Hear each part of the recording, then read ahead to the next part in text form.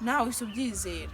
Cyo ni icyambere, iki nicyo kintu cyambere gituma imitima y'abagore cyangwa y'itsina gore y'abakobwa ibabara igashenguka. Rero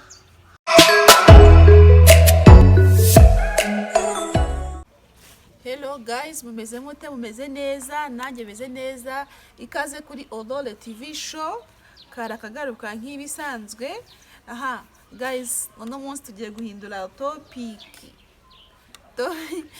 tugiye kuvugaho iragira iti, tugiye kuvuga ku bintu bibiri bituma abakobwa cyangwa abagore bababara mu rukundo, relationship yabo ugasanga yangiritse, kandi nyamara ugasanga ari bo bagize gute babikomerekeyemo cyane. Ese biterwa n'iyihe mpamvu?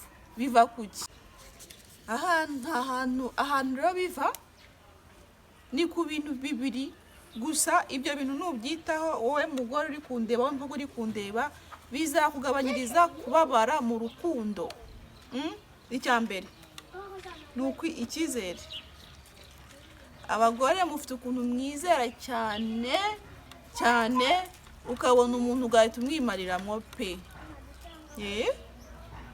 Wowe uri kundeba urabizi, ubizi cyane kundusha. Ukareba nyine umuntu akaza kubwira, umusore yarakubonye, aragukunda, akwigaho, gahunda zawe zose arazizi. Uyu mukobwa akora iki? Uyu mukobwa ntuwahe? Uyu mukobwa asengera he? Uyu mukobwa abahe? Mbese akakwiga, we yafashe umwanya wo kukwiga. Noneho yamara kwiga, yakumva byose bigendanye n'ibyifuzo byiwe na feeling ziwe, agafata umwanzuro wo kuza kujya kugutereta. Yaza kugutereta akakubwira ati, nyampinga we cyangwa se runaka, naragukunze ndetse nshaka ko twinjira mu rukundo. Wayibona rero, wabona ari umusore w'inzozi zawe, ati cyane rwose nanjye burya nari naragukunze. Ugahita ufata umwanya wawe wose, ugahita ufata icyizere cyawe cyose, ugahita umwizera, ugahita nyine wizera ibyo avuze. Ntufashe basi n'umunsi umwe wonyine wo kumenya ngo ese uyu musore ibyo yavuze nibyo? Ese uyu musore ibyo yavuze? Ugafata igihe wowe nawe ukamwiga, sibyo? Ugafata igihe yafashe. Twige gufata umwanya natwe, twige kuba tubwira ikintu runaka. Nimba kubwiye urukundo, banza urebe nimba narufite cyangwa rukwiriye. Uhita umuha icyizere cyawe, uvuga ngo wow, n'uyu nguyu bitewe n'imyenda n'ukuntu yenda wari ukennye urukundo cyane, ngo uhite ufata umwanzuro wo kumva ko nyine icyizere cyawe cyo kumva ko uwo muntu mwizeye. Wasanga ari muri babandi, wasanga yakunze tayi yawe, urabizi ko basigaye ngo bakunda nyashi. Yakubonye ufite nyashi, wowe ubwawe uramubonye, muravuganye rimwe kabiri, ati n'uyu nguyu. Ukamwizera, ukizera bya magambo yaje akoresha, ya mitoma yaje agutera, ugahita uvuga ati okay, ni uyu musore tugomba kubana. Ugatitiza iwanyu, ukababwira imiryango, inshuti zawe, status ugatangira ugatwika, my everything, my husband, my love, n'andi mazina yose ukoresha. Abantu utazababara. Nimba waranababaye, bifatira umwanzuro. Kwiga nawe ku muntu, ubanza urebe ese urukundo yambwiye ararufite. Uricaye aho ngaho, umuntu yenda araguhamagara rimwe kabiri ariko nta nongeye, wahise ugira gute? Umugabo wanjye niki? Uri kumwita umugabo wawe kwanza, wabanje kumenya ko nta n'urundi rugafite. Ese urabizi ko gahunda afite ari iyo kubana nawe? Cyangwa ni no kugira ngo nyine hari n'ukuntu umuntu aba atarafata umwanzuro, ariko akaba avuga ati reka nshaka umukobwa tube twivuganira, anduhure mu stress, stress. Murabizi ko ibyo byadutse, murabizi ko bigezweho mu gihe. we wabibona wizeye urukundo, wizeye ibyo arimo arakubwira, ugahita ufata umwanzuro. Guys, wowe tubana kuri Aurore TV show, gabanya utazababara. Gabanya utazababara. Yego baravuga ngo ntayitinya itarungurutse, sibyo se? Cyangwa se nanone icyizere kirarema, ariko imyizerere yawe banzu uyihe umurongo. Ese wizeye umuntu uzi?